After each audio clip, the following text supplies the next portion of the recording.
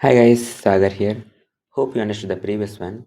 Today we have the fifth question of exercise 11.4 and the question says that show that 1 minus cos theta by cos theta is equal to tan theta into sin theta if theta is between 0 and 90 degrees. So if theta is an acute angle, show that 1 by cos theta minus cos theta equal tan theta into sin theta. So let's initially consider the LHS part. LHS is equal to 1 by cos theta by minus, sorry, we don't have square in the denominator, 1 by cos theta minus cos theta.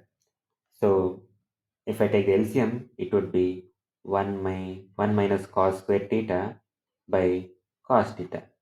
We can see that the 1 minus cos square theta is equal to sin square theta because sin square theta plus cos square theta equal to 1.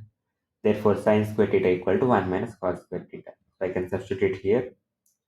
Next, this would be cos theta. I'm going to write sin square theta as sin theta into sin theta. So this would be sin theta into sin theta by cos theta. And since the terms in the numerator and multiplication and not in addition, I can only give the denominator to one of the terms of the numerator. So this would be sin theta by cos theta into sin theta.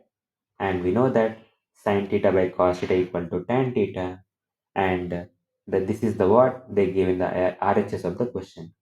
This is the RHS part of the question. So we took the LHS part, which is 1 by cos theta minus cos theta. We took the LCM. We used the property that sin square theta plus cos square theta equal to 1.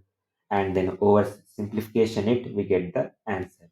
We got LHS equal to RHS, that is 1 by cos theta minus cos theta is equal to tan theta into sin theta if theta lies between 0 and 90 degrees. That's it. Hope you understood the question. Subscribe for more such solutions. Thank you.